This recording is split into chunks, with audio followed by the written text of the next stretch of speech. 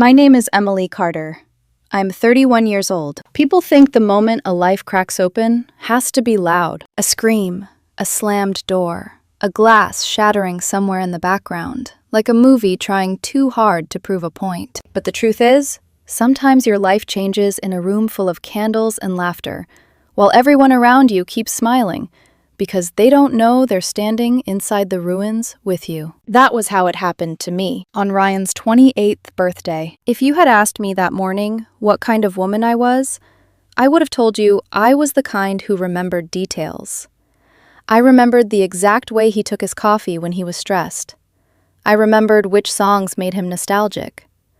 I remembered the stupid little things most people forget once a relationship settles into routine. The late-night snack he liked after long shifts.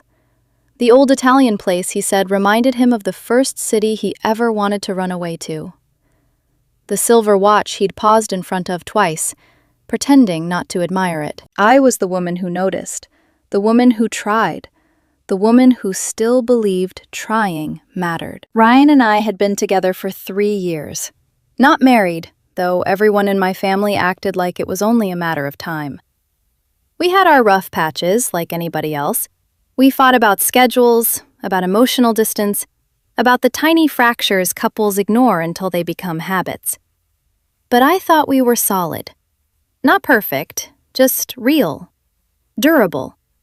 The kind of love that survived ordinary life. So I wanted his birthday to feel like proof of that. I planned everything myself. A surprise dinner at his favorite Italian restaurant, his closest friends, my parents, a few relatives, my younger sister Chloe, even my cousin Jenna, who had always floated through family gatherings with that polished, effortless charm people excuse because it looks so good under soft lighting.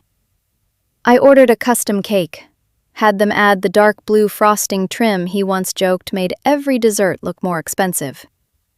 I wrapped the watch myself and rewrote the card 3 times because I wanted it to sound tender without sounding foolish. That should have been my warning. Not the card, the effort. Sometimes the person who loves hardest is the last one to understand she's loving alone. At the restaurant, everything looked perfect at first. Ryan was radiant in that easy way he had, laughing with his friends, leaning back in his chair like the whole room belonged to him, without him ever needing to claim it. Every time someone raised a glass, he glanced at me with this soft, grateful look that made me feel seen. I remember thinking, good, this was worth it. He feels loved. I remember the music, the amber lights, the smell of garlic and wine, my mother dabbing at the corner of her lipstick with a napkin, Chloe sneaking me a smug smile from across the table, like she was proud I pulled it off without Ryan suspecting anything. I remember thinking I had done something beautiful. And then, Ryan disappeared. At first, it didn't register as anything important. People get up at dinners. They take calls. They go to the restroom, step outside, breathe. I stayed seated, smiling through someone's story about college, nodding at the right moments, waiting for him to return. 5 minutes passed, then 10. Then 15. By the time 20 minutes had gone by, the air around me felt different. Not colder, exactly, just wrong. Like the room had shifted by half an inch, and only I could feel it. Has anyone seen Ryan? I asked, trying to make it sound casual. A few people shrugged. One of his friends assumed he was outside. My mother said maybe he got a work call. Jenna was gone too, though I didn't register that part immediately. Not until I stood up. The restaurant had a narrow hallway near the restrooms, half hidden behind an arch of fake ivy and framed wine posters. I'd noticed it earlier when I checked in with the hostess. It led toward the back storage area and a side exit employees sometimes used. I told myself I was being dramatic. I told myself I would find him on the phone, maybe annoyed, maybe apologetic, maybe about to laugh and say, "You really thought I'd miss my own cake?" Instead, I heard voices. Low. Close. Intimate. In that unmistakable way that makes your body understand danger before your mind does. I slowed down. Every instinct in me started pulling in opposite directions. One told me to turn around, to protect whatever innocence I still had left for another minute. The other pushed me forward, with the sick determination of someone who already knows the answer and just needs her heart to catch up. The voices were coming from a half-closed coat room at the end of the hall. There was a thin line of light through the gap, a faint glow, probably from a phone screen. A breath. Then, a muffled laugh. My hand was shaking when I touched the door. I remember that detail so clearly because it made me angry later, how even then, even standing on the edge of the truth, part of me was still scared of interrupting. As if I might somehow be the rude one. I pushed the door open, and there they were, Ryan and Jenna, her hands in his hair, his mouth against hers. His body pressed so close to hers, it looked practiced, not accidental, not impulsive, not new. For one horrifying second, none of us moved. Ryan pulled back first. Jenna's face changed in an instant, from flushed and hungry to caught and calculating. Ryan looked less ashamed than startled, which somehow hurt more. It wasn't guilt in his eyes, it was inconvenience. As if I had walked in too early on something he meant to explain later. I couldn't breathe. The hallway spun, but not enough to knock me down. Just enough to make every sound feel far away. The clinking dishes in the dining room, a burst of laughter from somewhere near the bar. My own pulse hammering in my ears like my body was trying to outrun the scene while I stood frozen inside it. "Emily," Ryan started. That was all he got. "What the hell is this?" I heard myself say. My voice didn't sound like mine. It sounded too sharp, too steady, like something carved from metal. Jenna stepped back first, smoothing her hair with trembling fingers. "It's not—" "Don't." I looked straight at her. "Do not insult me by finishing that sentence." Ryan took one step toward me. "You need to calm down." That did it. I laughed. Not because anything was funny, but because the cruelty of that sentence was so complete, it almost deserved applause. "Calm down?" I repeated. "I planned your birthday. I filled a restaurant with people who love you. I bought you a gift I couldn't even really afford because I wanted tonight to matter. And I find you with my cousin in a coat room, and your first instinct is to tell me to calm down?" Jenna folded her arms across herself, suddenly modest now that the performance had ended. "Emily, it just happened." "No," I snapped. "Things like this don't just happen. People choose them." Ryan's jaw tightened. "You're making this bigger than it—" I stared at him. That sentence never got finished either, because that was the exact moment something in me broke cleanly enough that I could hear it in my own chest. Not my love for him. That had probably been breaking in pieces for longer than I knew. It was my willingness to protect him from the truth of who he was. "You don't come home tonight," I said. His expression shifted. "Emily." "I mean it." My throat burned, but I kept going. "You don't come home? You don't call me? You don't explain? Whatever story you've been rehearsing for later, save it for someone stupid enough to believe you." Jenna said my name again, softer this time, almost pleading. I turned to her with a smile that didn't belong on my face. "And you," I said, "should leave through the back. If you walk past that dining room, my family is going to see exactly what kind of woman you are." Then I walked away before either of them could answer. I didn't go back to the table. I didn't make an announcement. I didn't create a dramatic scene in front of the cake or the candles or the people who were still waiting to celebrate a man I had just watched betray me in a dark room that smelled like dust and winter coats. I grabbed my purse from the hostess stand, walked out to my car, and drove. I don't even remember where I went at first. Just roads, headlights, red lights turning green without my permission.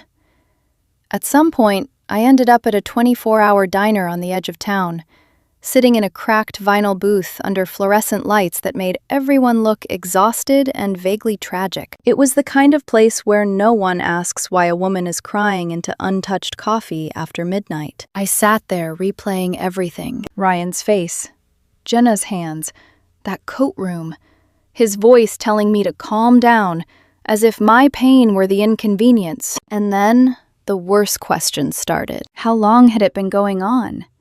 Had people noticed? Had I missed signs because I was too busy being good to him? Was this the first time? Or just the first time I happened to open the wrong door? By the time I got home, the house was empty. I was grateful for that. I took off my heels in the entryway and stood there in silence, one hand on the wall, staring into the dark living room that had looked so safe to me that morning. Everything was still where I had left it. The throw blanket draped over the couch, Ryan's jacket over the chair, the framed photo of us from a weekend trip last fall, both of us laughing into the wind as if joy were permanent. I nearly threw it across the room. Instead, I turned it face down. My phone lit up before I even made it to the bedroom. Ryan. Then again. The text started right after. Can we talk? Please answer. It's not what you think. Emily, I'm sorry. Please don't do this like this. I stared at that last message for a long time. Don't do this like this. As if there had been a graceful way for me to discover my boyfriend kissing my cousin in the middle of his birthday party. As if I were the one mishandling the evening. I blocked his number, then Jenna's. Then I sat on the edge of the bed, still wearing my dress, my makeup half ruined, and let the silence settle around me like ash. The next morning, I woke up to more missed calls from unfamiliar numbers. Ryan had started trying from other phones.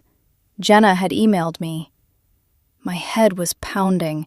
My mouth tasted like old grief. Around noon, my mother called. For one foolish second, I felt relief. I thought, good, she knows by now. She'll be horrified. She'll tell me I'm coming over. She'll tell me none of this is my fault. I answered with a voice so exhausted, it barely sounded human. Mom? There was a pause on the other end. Emily, what happened last night? The question itself irritated me. Too neutral, too careful. But I was too tired to read into it yet. So I told her, not every detail. Not the image of his hands on Jenna's waist. Not the look on his face when he realized the fantasy had ended. Just the truth in its cleanest form. I found Ryan kissing Jenna in a back room at the restaurant. Silence. A long one. Then my mother exhaled. Not sharply, not angrily, just heavily. We'll talk later, she said. That was it. No outrage. No, how could they? No, are you okay? No fury on my behalf. Just, we'll talk later. When the call ended, I sat there staring at my phone, with a coldness spreading through me that had nothing to do with Ryan anymore. Because heartbreak is one thing, but there is a special kind of dread that arrives when the people who should immediately know you were wronged respond like they're already preparing to manage your reaction instead of your pain. By evening, word had spread through the family. A few relatives called, clumsy and nosy, pretending concern while trying to collect details. Some said I should stay calm. Some said relationships were complicated. One aunt actually told me not to make permanent decisions while emotional, which was a fascinating thing to say to the woman who had just been publicly humiliated by the man she loved and the cousin she'd invited to celebrate him. Ryan showed up at the house that night. I saw him through the window before he knocked. He looked terrible. Not devastated, just disheveled.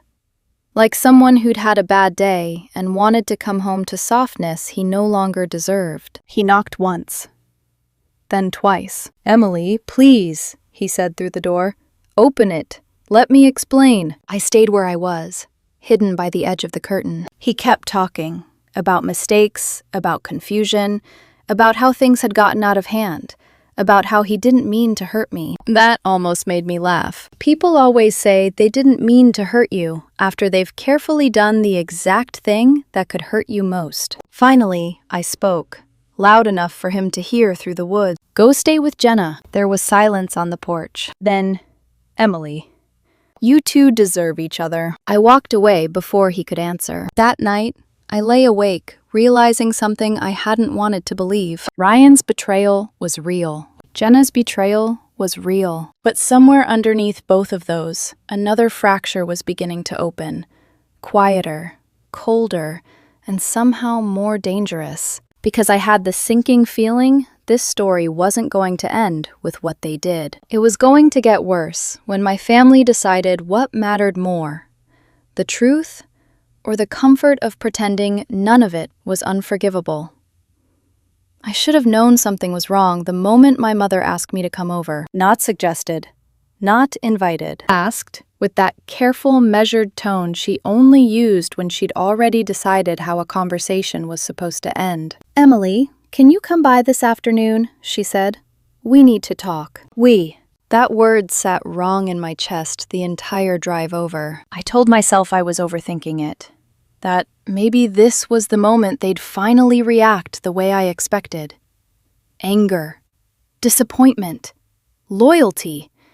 Something that sounded like, "We're on your side." Instead, the second I stepped into their house, I felt it. That heavy, staged silence. My father was already seated at the dining table, arms crossed, posture rigid, like he was preparing for a negotiation instead of a conversation with his daughter.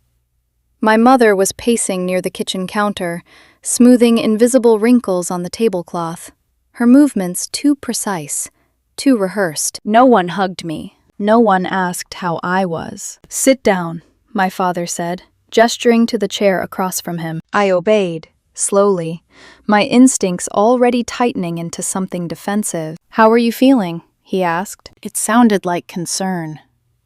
It wasn't. It sounded like a question someone asks before delivering something they already know you won't like. "I found my boyfriend kissing my cousin at his birthday party," I said flatly. "How do you think I'm feeling?" My mother finally stopped pacing. She took a breath, sat beside me, and reached for my hand.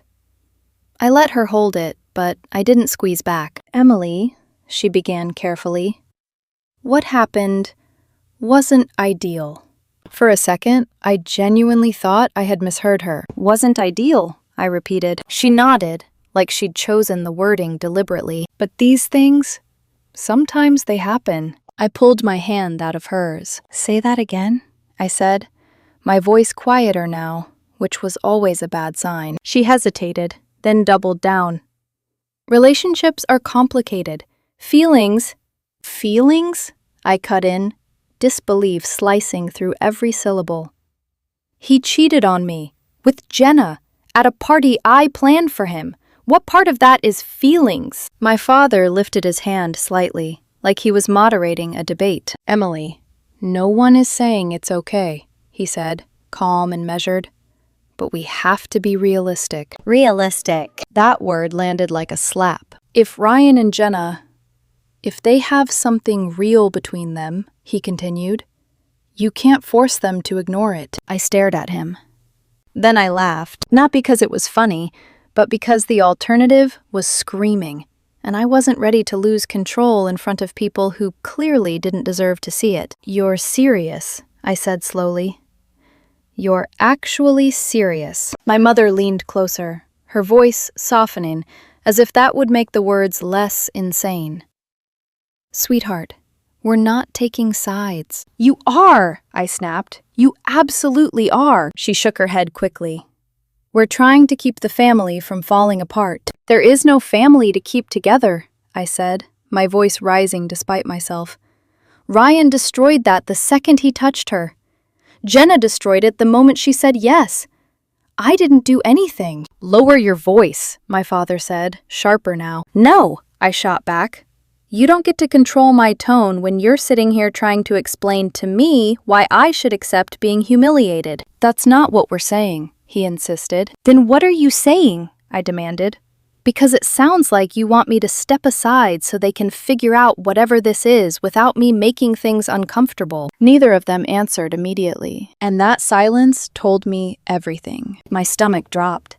Not from shock this time, but from confirmation. "You want me to stay quiet," I said slowly. "You want me to be reasonable, so things don't get messy." My mother reached for me again. "Emily, anger won't help anyone." "Anger is the only honest thing in this situation," I cut in. "What do you want me to do? Pretend it didn't happen? Invite them both over for dinner next week? Smile while they figure out if they're in love?" My father sighed, like I was being difficult on purpose.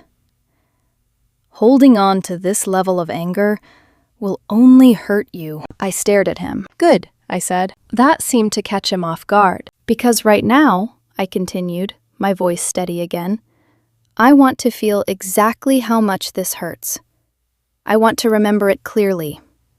I don't want to soften it so everyone else can feel comfortable pretending it's manageable." My mother looked at me like I'd said something tragic instead of truthful. "You're overreacting," she whispered. That did it.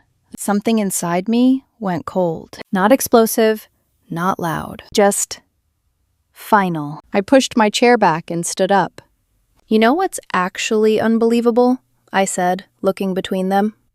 "I came here thinking you'd support me, that you'd at least acknowledge how wrong this is. But instead, you're sitting here asking me to accept it like it's some kind of unfortunate misunderstanding." "Emily," my mother started. "No," I said firmly. "You don't get to Emily me right now." My father's jaw tightened.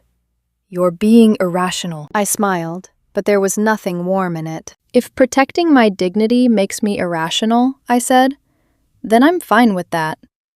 I grabbed my bag from the chair. "Here's what's going to happen," I added, pausing at the doorway. "I'm done with Ryan. I'm done with Jenna. And if you keep trying to justify what they did instead of calling it what it is, then I'm done with this, too." My mother's face fell. "You don't mean that." I held her gaze. "I do." And then I walked out. I didn't slam the door. I didn't yell. I just left. Because sometimes the quietest exits are the ones that matter most. The drive home felt different from the night before. Less chaotic, more focused. The pain was still there, but it had sharpened into something else now. Clarity. By the time I pulled into my driveway, my phone was already lighting up again. My mother, my father, even an unknown number I didn't recognize. I ignored all of them. Inside, the house felt emptier than it had the night before. Not just because Ryan wasn't there, because something else was missing now too. Something I hadn't realized I was still holding on to. The belief that my family would stand between me and the worst parts of the world. Turns out, sometimes they are the worst part. That night, as I sat on the couch staring at nothing, my phone rang again. This time, it was Chloe. I answered on the second ring. "Hey," she said, her voice already tight with frustration. "I heard what Mom and Dad said." I exhaled slowly. That didn't take long. "They're being ridiculous," she snapped. "Actually, no, scratch that. They're being cowards." I almost smiled. "That's one way to put it." "No, it's the accurate way," she insisted. "You don't tell someone to be understanding after they've been cheated on. And with family, that's just no. Absolutely not." Something in my chest loosened slightly. "You're the only one who said that today," I admitted. "Well, get used to it," she said. "Because I'm not going to pretend this is okay just to keep things quiet. What Ryan and Jenna did to you is disgusting." I closed my eyes for a second, letting that word settle. Disgusting. Yes, that felt right. "And Mom and Dad," she continued, "they're not defending you because they're afraid of conflict. They always have been. They'd rather smooth things over than deal with something real." "I know," I said softly. "But that's not your responsibility," Chloe added quickly. "You don't have to make this easier for them." I leaned back against the couch, staring at the ceiling. "I told them I'm done," I said. "Good," she replied immediately. "You should be." We talked for a while after that, about everything and nothing. About how chaotic it all felt, about how quickly things had unraveled, about how strange it was that the people who were supposed to be obvious allies had become something else. When we hung up, I felt a little less alone. Not okay, but steadier. The next day, my father texted me, "Are you ready to talk like adults?" I stared at the message for a long time. Then I put my phone down without replying. Because I already had talked like an adult. I had told the truth. I had drawn a line. They just didn't like where I put it, so I stopped trying. I stopped answering their calls, stopped going to Sunday dinners, stopped explaining myself to people who had already decided I was the problem for refusing to accept betrayal quietly. Distance wasn't dramatic. It was necessary, and for a few days, it almost felt like I could breathe again. Almost. Because just when I thought the worst of it had passed, Ryan found a way to reach me again. It came from a number I didn't recognize. At first, I almost ignored it. I had gotten used to unfamiliar calls over the past few days. Ryan trying from different phones, Jenna once through email, even my mother using my aunt's number when I stopped answering hers. But something made me open this one. Maybe curiosity. Maybe instinct. Maybe the part of me that wasn't done being surprised by how low people could go. The message was short at first. "Can we talk? Please, just once. I need to explain." I exhaled slowly, already reaching to delete it. Same script, same desperation, same attempt to rewrite something that didn't need explanation, just accountability. Then I saw the next line. "I think I should keep the watch." I stared at the screen. Once. Twice. I even reread it out loud, just to make sure I wasn't somehow misunderstanding the audacity of what I was seeing. "The watch," I whispered to myself. The gift. The one I had spent months saving for. The one I had wrapped with careful hands the night before everything fell apart. The one that had been meant to mark a future that didn't exist anymore. He thought he should keep it. Of course he did. Because people like Ryan don't just betray you once.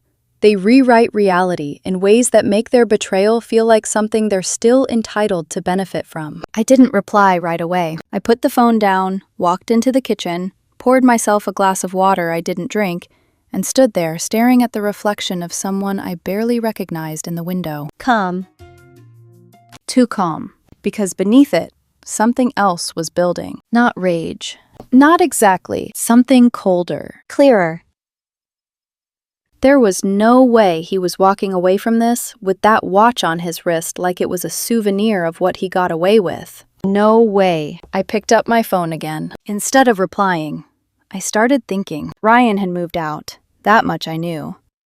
Chloe had heard through the usual family channels that he'd been staying somewhere on the edge of town. Nothing permanent, just whatever arrangement he could manage while everything was still messy. But I also knew something else. He still worked at the same place. A mid-range watch boutique downtown. The irony wasn't lost on me. If he thought I was going to argue with him through messages about something that had my name written all over its receipt, he didn't know me nearly as well as he thought he did. The next morning, I got dressed like it was any other day. Simple. Clean. Controlled. No drama. No hesitation. When I walked into the boutique, the air smelled faintly of polished glass and expensive leather. The lighting was soft, curated, the kind of place designed to make people feel like they were stepping into something refined, something valuable. I almost laughed at the contrast. A few employees were moving around behind the counters. One of them greeted me with a polite smile. "Can I help you find something?" "I'm just browsing," I said, returning the smile easily. I moved slowly through the store, pretending to look at displays while scanning the space. And then I saw him, Ryan, standing near the back, speaking to a customer, his posture relaxed, his voice smooth. The same version of himself he always showed the world. Controlled, charming, untouched. For a second, I just watched him, not with longing, not with sadness, with clarity, because the man I had loved existed in fragments now. And none of those fragments were standing in front of me anymore. He looked up. Our eyes met, and just like that, everything changed. The color drained from his face so fast it was almost impressive. "Emily?" he said, stepping away from the customer, his voice dropping. "What are you—" "I'm here for the watch," I said, cutting him off before he could finish. No greeting, no softness, just truth. The customer looked between us, sensing the shift in the air, then quietly stepped away. Ryan ran a hand through his hair, already looking tense. "This isn't the place for—" "It's exactly the place," I replied calmly. "You said you think you should keep it. I'm here to correct that misunderstanding." His jaw tightened. "It was a gift," he said, lowering his voice, trying to contain the situation. "You gave it to me." "I gave it to my boyfriend," I said. "That person doesn't exist anymore." His eyes flickered, irritation replacing the initial shock. "That's not how gifts work." I stepped closer. "Actually," I said evenly, "that's exactly how this works. You don't cheat on someone, walk out of the relationship, and still expect to keep the most meaningful thing they ever gave you. That's not how reality works, Ryan. That's just how entitlement works." He glanced around, clearly aware of the attention we were starting to draw. "Lower your voice," he muttered. I smiled faintly. "No." There it was again, that instinct of his. Control the tone, manage the optics, make the problem smaller so he wouldn't have to face how big it actually was. "Not this time. You have two options," I continued, my voice steady but firm. "You hand it over right now, or I escalate this in a way that makes this conversation a lot less private." His eyes narrowed. "You're threatening me?" "I'm informing you," I corrected. "The receipt is in my name. The purchase is in my name. And if you want to argue legal definitions of ownership after what you did, I promise you, that's a conversation I'm more than willing to have. Loudly." For a moment, he just stared at me, not with guilt, not even with anger, with calculation, like he was trying to figure out whether I would actually follow through. That was his mistake. He still thought I was the version of me that protected him, the version that softened things, the version that chose peace over dignity. That version was gone. A manager approached us then, drawn by the tension. "Is everything all right here?" she asked carefully. Ryan opened his mouth, probably to spin something. I didn't give him the chance. "I'm here to retrieve an item that belongs to me," I said clearly.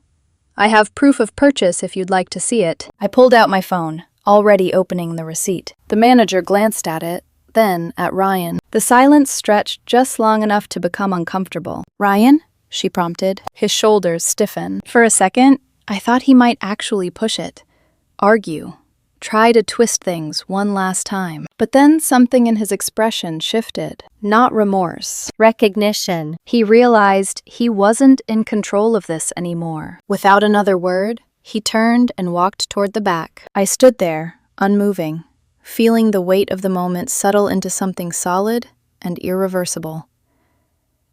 When he came back, the watch was in his hand. He didn't meet my eyes when he held it out. "Here," he said, his voice tight. I took it.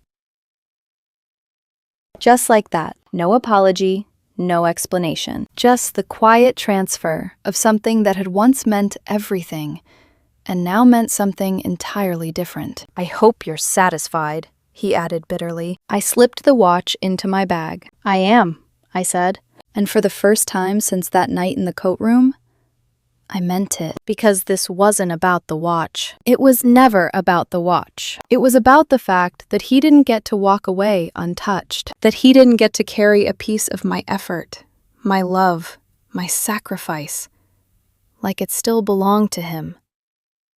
I turned and walked out of the store without another word. The air outside felt different, lighter.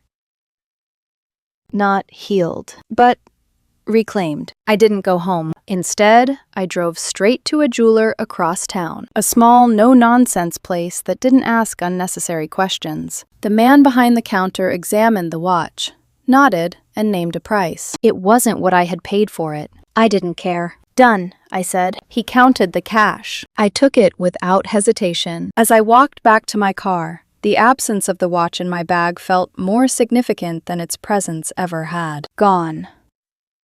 Not tucked away, not saved for memories, not preserved like something sacred. Gone. That night, my phone lit up again. Ryan. Different number. I didn't answer, but I read the message. You're unbelievable. You really sold it? I stared at the words for a second. Then I put my phone down because there was nothing left to say. He had taken enough from me already. He didn't get my time too. The next morning, my mother called. I almost didn't pick up. Almost. But something in me wanted to hear how she would frame this. Emily, she said, her voice strained. Ryan told me what you did. I leaned back against the counter, expression unreadable. What did I do? I asked. You took the watch back, she said carefully. He said you humiliated him at work.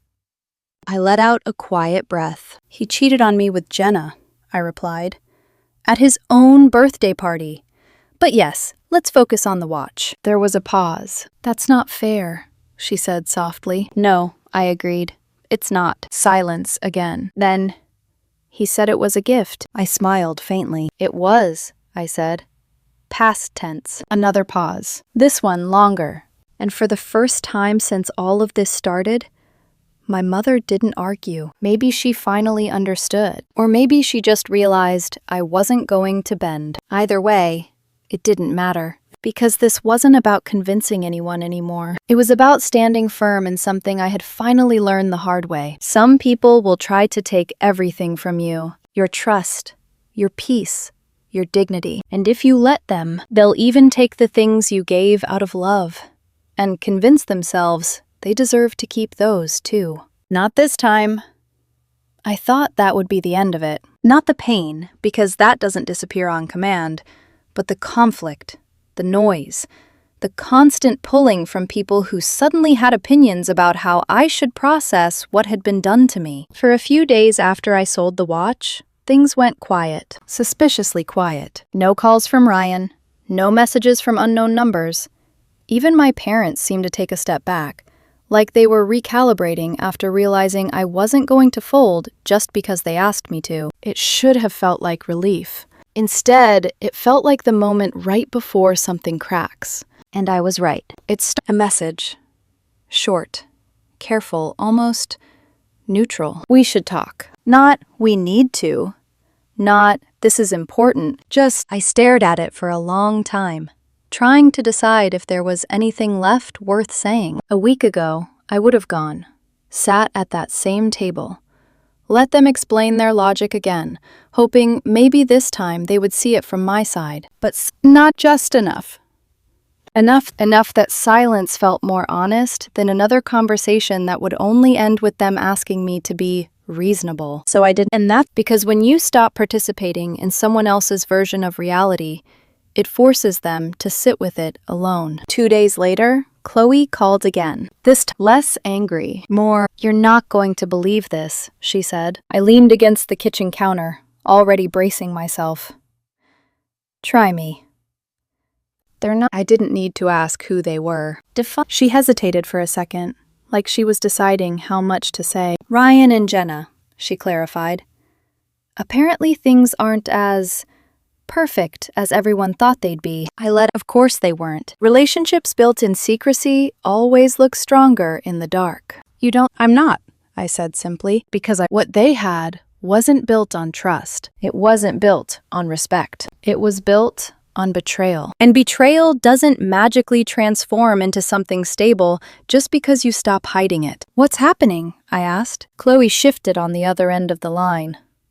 From what I've heard, they've been arguing. A lot. Money, mostly. And other things. I didn't press. I didn't need details. The picture was already clear enough. Ryan had always liked control, stability, image. Jenna had always liked attention, excitement, being chosen. Take away the secrecy, the thrill of doing something they weren't supposed to, and all that's left are two people who don't actually know how to build something real together. Mom and Dad know, Chloe added. That made me pause. And? I asked. They're quieter about it now, she said carefully. Not defending them as much. I almost laughed. Of course, it's easy to defend something when it looks like a love story, much harder when it starts looking like a mistake. And you? Chloe asked softly. How are you? Really? I thought about it for a second, about the night in the coat room, about the conversation at my parents' house, about the moment Ryan handed the watch back to me without meeting my eyes. I'm okay, I said, and for the first time since all of this started, that wasn't a lie. Not perfect, not healed, but okay. We talked a little longer before hanging up, and when the call ended, I stood there in the quiet of my kitchen, realizing something I hadn't expected. I wasn't waiting for anything anymore. Not an apology, not an explanation, not even closure. Because closure isn't something people give you. It's something you take the moment you decide you're done listening. A few days later, my mother showed up at my door. I saw her through the window before she knocked. For a second, I considered not answering, letting her stand there the way Ryan had, letting her feel what it was like to be on the outside of something she used to be part of. But I opened the door anyway, not because I owed her that, but because I wanted to see what she would say now. She looked different, less composed, less certain. Emily, she said softly. I didn't invite her in right away. Yes? She hesitated. I just wanted to check on you, she said. I held her gaze. You've had plenty of time to do that, I replied. She flinched slightly. I know, she admitted. I think we handled things wrong. There it was. Not a full apology, but closer than anything I'd heard so far. I crossed my arms loosely. Not defensive, just steady. What changed? I asked. She looked down for a moment before answering. I think we thought if we kept things calm, if we didn't make it worse, it would all settle, she said. But it didn't. Of course it didn't, because ignoring a fracture doesn't fix it. It just lets it spread. And now? I prompted. She looked back up at me. Now I think we asked you to accept something you shouldn't have had to, she said quietly. That landed. Not perfectly. Not completely. But enough. I stepped aside then, finally letting her in. We sat in the living room, the same space that had felt unbearable just a week ago. Now it felt neutral, like it belonged to me again. I'm not going back, I said after a moment. She nodded. I know. I'm not fixing this for anyone, I continued. Not for you, not for Dad, not for them. I understand, she said. And maybe she actually did. We didn't talk about Ryan, or Jenna, or what they were doing now, because it didn't matter. Not anymore. After she left, I sat there for a long time, thinking about everything that had happened, how quickly things had fallen apart, how clearly people had shown me who they were when it counted, and how, somehow, the worst part of it all hadn't been the betrayal itself. It had been the expectation that I would accept it quietly, that I would shrink, that I would adjust my standards so everyone else could feel comfortable. I smiled to myself, just slightly, because that version of me was gone now, not broken. Not bitter, just finished. Finished explaining. Finished justifying. Finished making space for people who didn't protect me. My phone buzzed on the table. A message. Unknown number. For a second, I considered ignoring it. Then I picked it up. It was from Ryan. Of course it was. Can we talk? I think we made a mistake. I stared at the words for a moment. Then I locked my phone and set it back down without replying. Because for the first time since that night, I didn't feel the need to answer, not out of anger, not out of hurt, but out of something much stronger. Peace. And that was the one thing none of them were ever getting back from me.